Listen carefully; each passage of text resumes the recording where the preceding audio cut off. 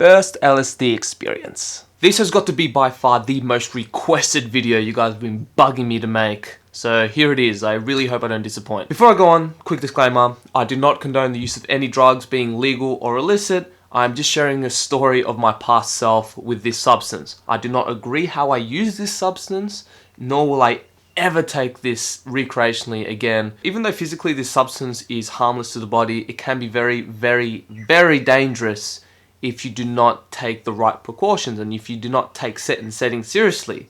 So heed my words, do not do what I did. Technically this was my third LSD trip, and the reason why I'm discounting the first two experiences was because the LSD that I got was very weak. Assuming that it was acid, because I actually never tested them. And how do I know that this time was real LSD? Well, I can't be 100% sure, but we did get it from a trusted source, and comparing to all the trip reports that I've heard from LSD, it sounds like it's legit. I ended up tripping with my two best friends, Jabba and Eddie. And we ended up tripping in Eddie's brother's apartment, which we now call the Acid House. Now, the Acid House is quite a magical place, and it's weird. It's like it was specifically designed for people to trip in. From the trippy paintings, to like these ancient artifacts, to like these strange statues, to the trippy mirrors, and to like this extremely soft couch and this beanbag made out of cow fur. Like, seriously, wow.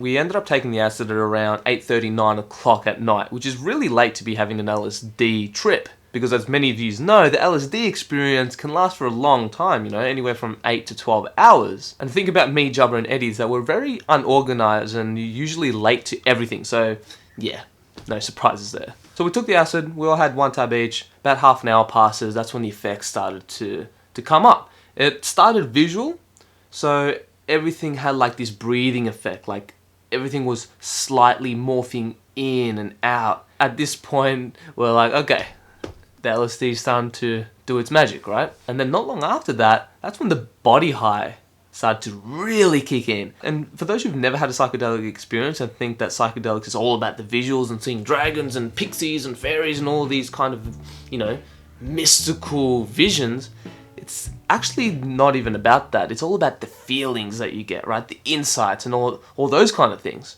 And I'll never forget Eddie's reaction, because this was his first psychedelic trip, and he was always very hesitant to having one. And when the acid full on kicked in, I just remember him going like, this is the best! This is the best! Oh my god, this is the best!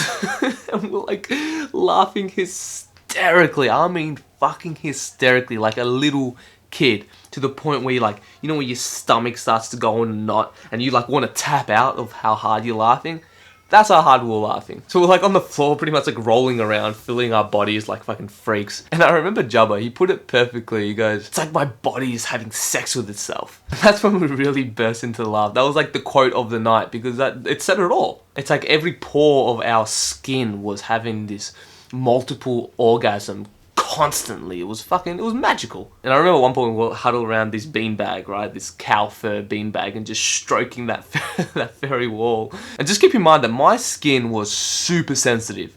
So those soft bristles of the fur, you know, stroking against my skin was causing it to have like this orgasmic sensation. So after rolling around and laughing hysterically like madmen in an asylum, we decided to put Super Smash Bros. We ended up playing this game on an emulator on my laptop. And the reason why I'm telling you guys this, because it wasn't as simple as just turning on a Nintendo console and just pressing start. This was a mission. LSD does not make it easy for the human mind to perform simple tasks like opening up an emulator and connecting the controls. This was, yeah, it was a journey. It was seriously like Lord of the Rings, The Return of the King. My fucking god, this took forever. And I remember just each step was such a struggle, and Jab and Eddie, they're like cheering me on, you know, like, come on Tom, you can do it, come on man, let's do it. And then like, I'll go to the next step, like I'll open up a phone, and then they're just like cheering me on in the background, come on, Tom, you can do it. I'm like, yes, I can do it. Ah! I had to like really psych myself up and like constantly focus. Like if it wasn't for these two guys cheering me on, I wouldn't be able to do it, no fucking way. But anyways, we finally managed to do the simple task of putting a fucking emulator on the laptop, which took, I don't even know, because the thing about any psychedelic experience is that the concept of time just completely dissolves and you completely lose track of it. In the LSD world, you might think that only 1 minute's passed, but in actuality, 30 minutes has passed. And dude, it's an insane phenomenon. It just blows my mind every time. But anyways, we finally set it up. We fucking celebrated like we did something of actual significance. Now, this is the first and only time I've ever played a video game during a psychedelic experience, and man, oh fucking man, this was like getting sucked into the vortex of this virtual simulation, and it's like you get transported into this video game world. I was embodied in whichever character I selected, you know? I was Mario, I was Link. Every time I landed a hit, it was like the ultimate victory and super satisfying, and every time I got struck it was like you were hitting me. It was the most immersive experience I've ever had within a video game, definitely, by far. And you know, these incredibly intense emotions started coming up as if I was fighting for my own survival. And every time I'd lose a life, it was like, it was seriously painful. It was like, no, why? Why me? And I remember winning a match was the greatest feeling in the fucking world. I felt like a king who conquered the world. But when I lost, felt like I died inside. But you know, it was really cool because everyone experienced winning and losing. So yeah, we all had a nice taste of that pie. So we played for a while, but it's really full on playing a video game because you have to give it your all, right? So we decided to put Pick a Destiny on, and I remember Jabba had this pre-plan. He was very firm on watching. He's like, we're watching this movie on acid. I was like, oh, okay, cool. It's awesome because we're all Tenacious D fans, so we're like, yeah, sweet, let's do it. Now this movie has a completely different meaning after watching it, because you start to look at things in a completely new perspective which you never would have looked at, right? It's like this LSD molecule just gives you this completely different set of lenses. Movies normally already put you into this altered state of consciousness, so LSD made it orders of magnitude more immersive. The visuals are definitely distracting though, because I remember Jack Black's face was all like always constantly morphing and like changing colors. And with LSD, like in terms of the visuals, it's like everything looks like it's melting, and it's more, lack of a better term, it feels more digital versus shrooms, which is more earthy. So like I said, watching movies on LSD is so much more immersive. And you know, when you watch a touching scene with sad music, it's like you want to fucking cry. It's like it captures your whole being. So it's really, really hard not to get emotional, not to cry, and you're like, because you know, you're with your two mates, so you're like, no, I'm a man, I've got to fucking hold these tears in. But I'm sure if I watched it by myself, I would have fucking bawled into tears. I don't even remember what scene. This is any sad, like this is when you listen to anything emotional, like any sad type of music. On the opposite side of the coin, when you watch this funny scene with like happy music, it's like you feel so joyous. It's like, yeah, it's amazing, ha! And I remember the scene where Jack Black eats these mushrooms and he goes on this full-on psychedelic trip, and he's like on this nice rainbow slide, you know, having the time of his life, and then it cuts to the scene where he is in real life and he's like in this river. It's like completely pitch dark, and it was like, dude, me and the boys just burst out into laughter. Like, again, it was that type of laughter where you want to tap out, where it's fucking painful. It was amazing. Now, even though I'm talking very enthusiastically about watching this movie whilst on LSD, don't, for fuck's sake, do not waste your trip watching a fucking movie. I didn't know any better back then. I was extremely naive. Now, I know I might sound like a grandfather lecturing you guys right now, but I don't want anyone wasting their fucking trip. These are extremely profound tools that can be used to reach those higher states of consciousness. And it's a complete waste using these substances for doing mundane things, like watching a movie. It would be like using the most sophisticated supercomputer to play Tetris. I mean, yeah, sure, you can play Tetris on this supercomputer, but the amount of things that you can do, like, really, you're playing Tetris on this thing? Like, come on. So I'm pretty sure we're still at the peak at this point. And yeah, man, it was so fucking weird because me, Jabba, and Eddie, our consciousness all merged into one to the point where we were like telepathic. So let's say Eddie would say something, right? And then as he pauses to stop and think about what he's going to say next, it's like me and Jabba already knows, bang. And then we say it at the same time. It's like, yeah, yeah. And it's weird. It's like we wouldn't even have to say any form of language and we'd know exactly what we're trying to communicate. It was weird. And of course these guys are my best mates, so this would definitely be a big factor of why our consciousness was so easily merged versus doing it with a stranger. And I remember every time someone needed to go to the toilet, it was like super awkward because it was like this vital piece of the puzzle was removed. It was like a piece of my soul was missing. And the thing about going to the bathroom is that it's very easy to get lost in there, right? It's very easy to go into this hypnotic trance, especially when you look into the mirror and time and space just completely stand still and you're just staring into this portal of a parallel universe.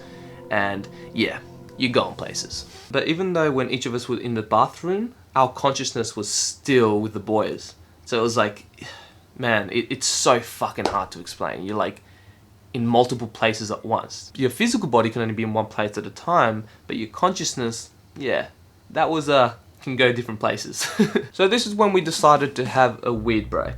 I remember me and Eddie were like, oh, should we not? And you know, we're daily stoners, so like, of course, the end result was, yes, let's smoke weed. Yeah, this is not a good idea, but it is what it is. And if there's one substance that I know better than the back of my hand, even though I don't know the back of my hand that well, but you get the point, it's weed. So as I smoked a joint and the weed started to kick in, that's when I started going more into my head, right? I started getting more paranoid and just thinking more instead of being present in the moment. And the euphoric aspect of the acid started to wear off a little bit when the weed started to kick in. But at the same time, it made the trip more intense. Weed is like that catapult which puts you into a whole different level, but this is not necessarily a good thing. And Mary Jane is very tricky by nature, which would explain why she plays all these fucking games with you. So I would never recommend mixing weed with any psychedelic substance.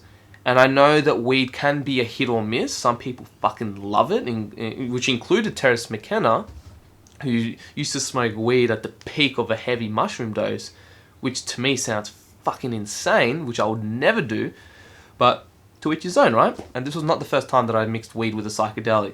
So I did give it more than one chance because I really want weed to be this beautiful mix, you know, because weed usually mixes with everything, but in this case, yeah, it didn't. Went back inside, we decided to put South Park the movie. Bad idea. Now, I just want to put on record that South Park has always been my favorite cartoon of all time, and I think it's absolute fucking genius comedy. But again, like I said, how LSD gives you a different lens, right? You see in a different perspective. Yeah, it wasn't great. And I'm not knocking off watching South Park in general while on LSD, but the movie in particular, because it was very political. Talked a lot about war and these like huge issues, and you know, your mind tends to go off and it just I don't know, like it was too much darkness, you know what I mean? Your mind is very, very, very sensitive on psychedelics like LSD, so you gotta be careful with the type of music that you listen to the movies that you watch. So like Pick a Destiny, that was all fun and games. It was fucking perfect. South Park on the other hand, even though some bits were very funny, but they had a lot of dark kind of scenes, and you don't want to watch anything that's even remotely close to politics, because yeah, your mind can go down that dark path, and this could have been the weed as well, you know, mind you. So, and for some fucking reason we ended up watching the whole movie, and all three of us were on exactly the same fucking page, otherwise we wouldn't be able to telepathically communicate with each other, right? So anyway, the movie finished, ended up going outside for another weed break. We ended up smoking like 4 joints or something, and this is when things could have went really bad because we got locked out and we left the key inside. Now, me and Jubba were starting to freak out and we're like, oh no, bad trip, fuck. But luckily, Eddie was in a very calm state. He's like, oh no, what are you worried for, guys? Fuck it, we've got this, it's all cool. And he ended up just like climbing through a window and getting inside and getting the key and letting us in. So yeah, that could have ended really fucking badly, but that's, you know, kudos to Ed for keeping it cool, because if all three of us started freaking out, would have been fucked, and everything was inside, like our, you know, our phones and wallets and everything. So yeah, and I don't want to just give a shout out to Ed, I want to give a shout out to Jubber as well, because he was really good at putting me and Eddie in line, because like, we're loose cunts, right? If it wasn't for Jubber there, we would have just went out in the city and like, you know, going for an adventure, because that's the type of people we are. We're just like fucking crazy like that sometimes. He's like, come on guys, let's be responsible, stay in the house, you never know what could happen. And this is true, don't go out. Definitely not. do not go out, because if you bump into the wrong type of person, yeah, see you later. You're just gonna go into down spiral into the depths of hell and not get out until the LSD wears off. And that experience can be traumatic in and of itself and can fuck you up afterwards. So I've seen it happen. I'm just remembering at one point in the night we were like laying on the floor and we were like staring at this statue. It's like this sort of, you know, Incan Mayan type statue from South America. And dude, it was like it was looking into the depths of my soul. It was like, it was funny, but at the same time, it was really creepy, you know what I mean? But anyways, this is like going towards the end of the night.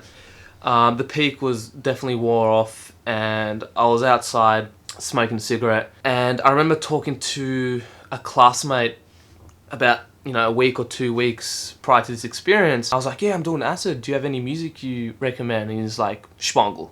And the look that he gave me was like, no, Spongel. That's it. Bang. Didn't even have to think about it.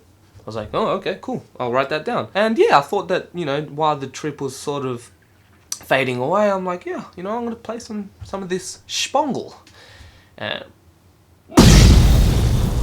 wow. No words, man. Spongel. Yeah.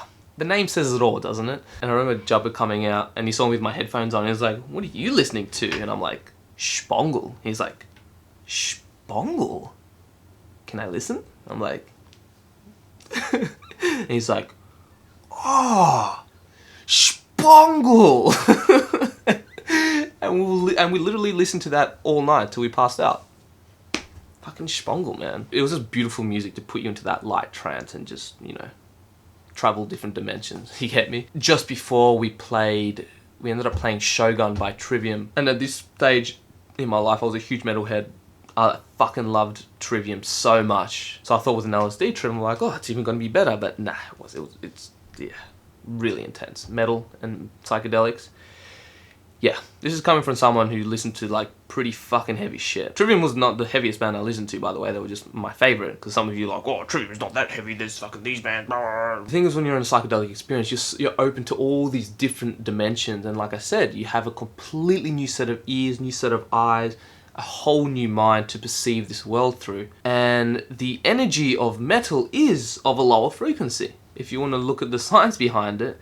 And it puts you down, which is why this is definitely not a good idea to, yeah, listen to while you're on a heavy psychedelic trip, especially if you're listening to like really negative lyrics. But yeah, guys, that's my story. The reason why I've been putting off this LSD trip was it just wasn't as profound as my mushroom and ayahuasca experiences.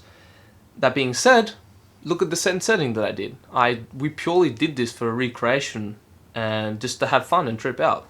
And that's exactly what I got out of it. It didn't change my life afterwards, you know. And I'm not going to say that it made zero difference in my life. Like, I did look at the world a little bit different, but it was subtle changes. Like, I did wonder about things a little bit more, and I started having, my critical thinking skills did increase just a little bit. Like, these were all very subtle changes, you know, looking on hindsight now. The absolute biggest difference, what I noticed after that LSD trip, is that I noticed the traces in my eyes a lot more. Like, I never noticed them throughout my whole life until this trip, and now I see them all the time. So that's like that's really the biggest difference what I got from it. And does this mean that I'm never gonna do LSD again? Nah, of course not.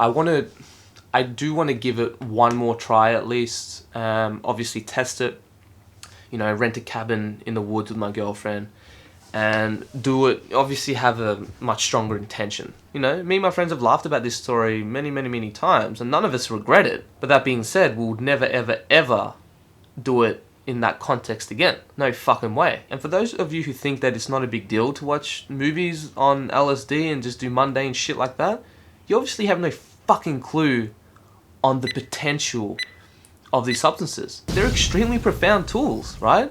Which you can use to explore your own psyche, your own consciousness. And at the same time, they can be very dangerous. As the saying goes, a wise man learns from others' mistakes. A fool makes his own. We had no fucking clue about LSD. At this stage in my life, I thought it was like, oh yeah, it's like we knew enough to take set and setting seriously, as in like in an enclosed house where no one's going to bother us and stuff like that. But dude, we had no fucking idea.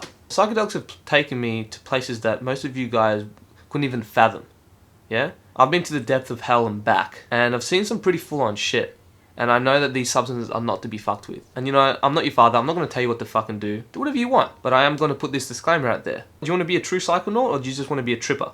Because a psychonaut uses these substances for exploring their own consciousness, while a tripper just uses it to trip. And there's a huge fucking difference. Yeah guys, sorry I'm being a little bit intense right now, but these substances are to be respected, yeah, they're not to be fucked with. But yeah, anyways, feel free to share this video with a friend and give this video a like. It really does help us out. And yeah, if you haven't already, please subscribe to this channel. I release videos every week. And yeah, much love to those guys supporting me on Patreon. Thank you guys so much. Really appreciate it. If any of you guys are curious on what Patreon is and want to support me and what I'm doing, feel free to check it out in the link below. And if you guys have any video requests, feel free to comment below. That's it. Have an awesome day, and I'll catch you guys on the next video. Peace.